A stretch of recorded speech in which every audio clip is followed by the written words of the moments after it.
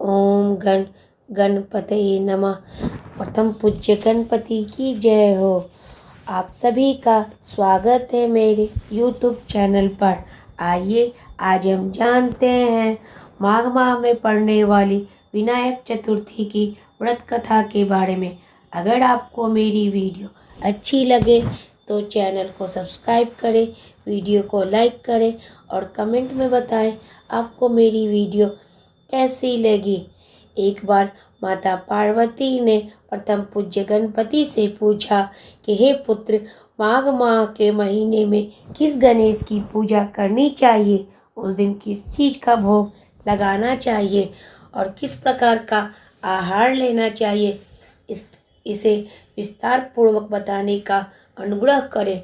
गणेश जी ने उत्तर दिया, हे माता, माघ मास में भालचंद्र नाम के गणेश जी की पूजा करने चाहिए। हे माते, इस दिन तिल के 10 लड्डू बनाएं, 5 लड्डू देवताओं को अर्पित करें और बाकी बचे 5 लड्डू ब्राह्मणों को दान कर दें। साथ ही ब्राह्मणों को श्रद्धापूर्वक पूजा करें और उन्हें दक्षिणा दें। इसके बाद स्वयं भी तिल के 10 लड्डुओं का भोजन करें। इसके बारे में मैं आपको राजा हरिश्चंद्र की एक कथा सुनाता हूँ। सतयुग में हरिश्चंद्र नाम के एक यशस्वी राजा हुए थे। वे क्षत्रिय धर्म में चतुर, सज्जन स्वभाव, सत्यवक्ता और विद्वान ब्राह्मणों के आराधक थे।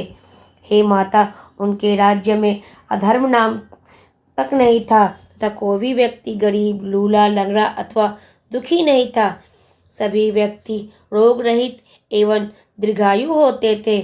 उनके राज्य में ऋषि शर्मा नाम के एक तपस्वी ब्राह्मण रहते थे।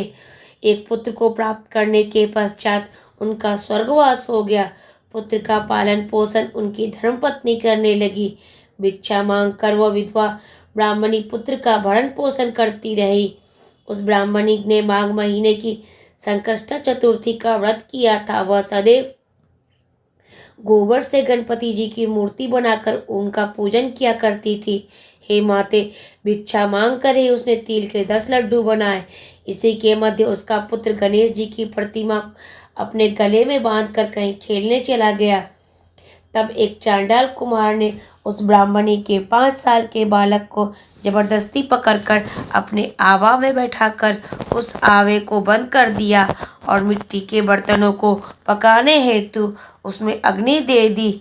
बच्चे की माता जब अपने बालक को ढूंढने लगी तब उसके न मिलने पर वह बहुत दुखी हुई।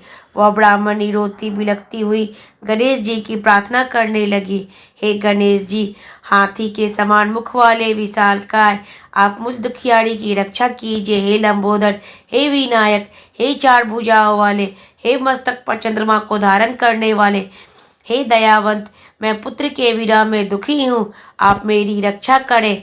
इस तरह वह ब्राह्मणी आधी रात तक रोती बिलखती रही। सुबह हो जाने पर कुम्हार अपने पके हुए बर्तनों को देखने के लिए आया। जब उसने आवा खोलकर देखा तो उसमें जांग के बराबर पानी इकट्ठा हो गया है और पानी में बैठे उस बालक को खेलते हुए देखा। इस आश्चर्यजनक घटना को देखकर वह आश्चर्यचकित हो गया और डर के मारे कांपने लगा। इस अद्भुत घटना की खबर उसने राज दरबार में जाकर दी और अपने द्वारा किए गए दुष्कर्म को भी राज्य सभा में बताया। कुमार ने कहा, हे महाराज हरिश्चंद्र, मैं अपने बुरे कार्य के लिए मृत्यु के योग हूँ। उसने पुनः कहा कि महाराज, अपनी पुत्री के विवाह हेतु मैंने अनेक बार मिट्टी के बर्तनों को पकाने के लिए आवा लगाया, लेकिन मेरे बर्तन कभी नहीं पके और हमेशा कच्चे ही रहे। तब मैंने डरकर एक तांत्रिक से इसकी वजह पूछी। उसने कहा कि तुम बिना बताए किसी लड़के की बलि चढ़ा दो तो तुम्हारा आवा पक जाएगा। मैंने विचार किया कि मैं किसके बालक की भेंट चढ़ाऊं।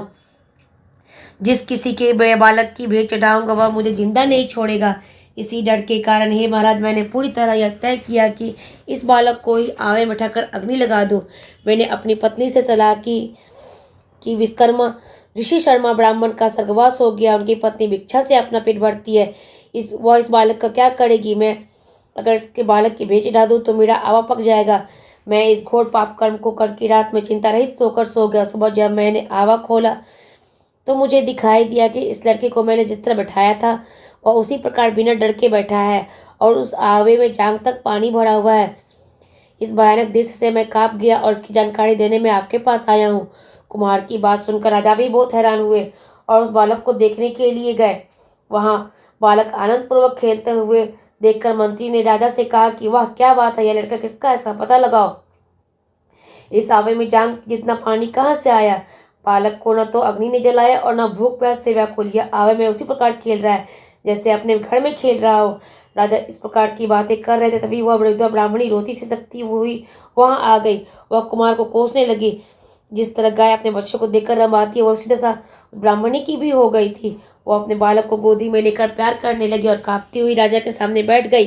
राजा हरिश्चंद्र ने पूछा, हे ब्राह्मणी, क्या तू कोई जादू टोना जानती है या तूने कोई धर्म का कार्य किया जिसके फलस्वरूप बच्चे को अग्नि तक छू नहीं सकी? राजा के ऐसे कहने पर ब्राह्मणी बोली, हे महाराज, मैं कोई जादू टोना नहीं जानती हूँ और न कोई तपस्या योग आदि की विधि भी जानती हूँ। हे महाराज, मैं तो संकटनाशक गणेश चतुर्थी का व्रत करती हूँ। इसी व्रत के प्रभाव के कारण मेरा पुत्र जीवित बच गया।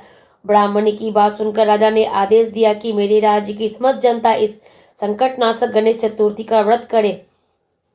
राजा ने कहा, हे पतिव्रते, तू धन्य है। उस दिन से नगर के सभी लोग प्रत्येक मास की गणेश चतुर्थी का व्रत करने लगे। इस व्रत के करने से आप राज्य को प्राप्त करेंगे तथा आपकी सभी इच्छाएं पूर्ण होगी।